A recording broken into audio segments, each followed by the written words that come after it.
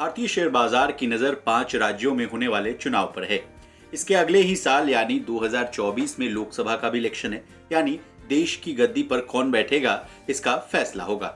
अब आपको तो पता ही होगा कि ग्लोबल ब्रोकरेज हाउस भी समय समय पर अपनी रिपोर्ट पेश करते रहते हैं और कहते हैं कि ये सरकार आई तो बाजार रॉकेट और नहीं आई तो करेक्शन।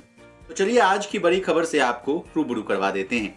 भारत समेत दुनिया के तमाम देशों में जब कोरोना वायरस महामारी अपने चरम पर था तो लोगों की जान बचाने के लिए केंद्र सरकार को मजबूरी में देश भर में लॉकडाउन लगाना पड़ा था। इस कारण लोगों की नौकरियां जाने लगी। लोगों के सामने 2 वक्त की रोटी का संकट आन पड़ा। गरीबों के सामने खाने पीने का संकट खड़ा हो गया था। देश संकट की हालत में था। उस वक्त प्रधानमंत्री नरेंद्र मोदी ने लोगों के दर्द को समझा। पीएम मोदी ने इस विकट परिस्थिति में भी ठाना कि लोगों को भूखे पेट न सोना पड़े।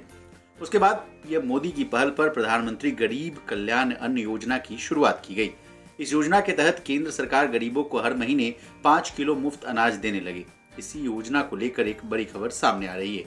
अब प्रधानमंत्री नरेंद्र मोदी ने प्रधानमंत्री गरीब कल्याण अन्न योजना को अगले 5 साल और बढ़ाने का ऐलान कर दिया है। मार्केट एक्सपर्ट और पॉलिटिकल एनालिस्ट मोदी के इस कदम को मास्टर स्ट्रोक मान रहे हैं। लेकिन आप सोच रहे होंगे कि ये तो पॉलिटिकल न्यूज है, हम बिजनेस चैनल हैं, तो इस खबर से हमारा क्या सरोकार। जनाब, अगर सरकार इस योजना को दिसंबर 2028 तक लागू रखती है तो इसके लिए सरकार को हर साल 400 लाख टन से ज्यादा अनाज की जरूरत पड़ेगी, क्योंकि 80 करोड़ से ज्यादा लोगों को हर महीने 5 किलो अनाज दिया जाएगा। अप्रैल 2020 में जब ये योजना शुरू की गई थी तब से दिसंबर 2022 तक इस योजना पर सरकार ने कुल 3.91 लाख करोड़ रुपए खर्च किए।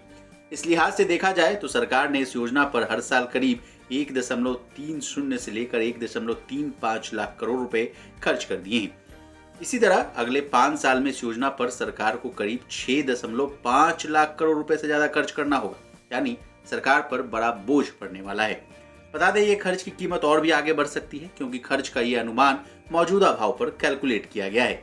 अगर अनाज की कीमत बढ़ती है, जो स्वाभाविक है कि बढ़ेगी ही, तब ये खर्च और अधिक हो जाएगा।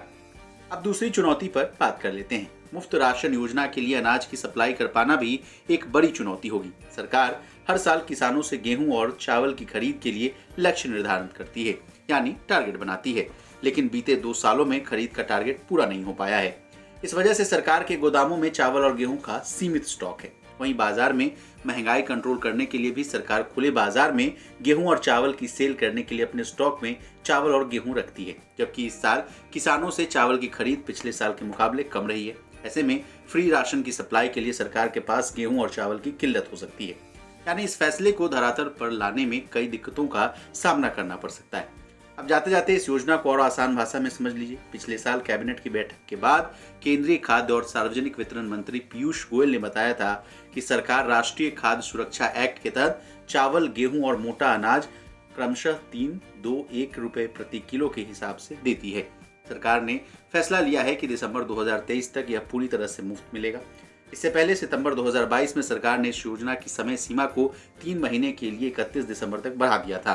कोविड के समय गरीबों को राहत पहुंचाने के लिए यह योजना लाई गई थी, लेकिन इस योजना को समय समय पर एक्सटेंड कर दिया जा रहा है। ब्यूरो रिपोर्ट, विस्तार।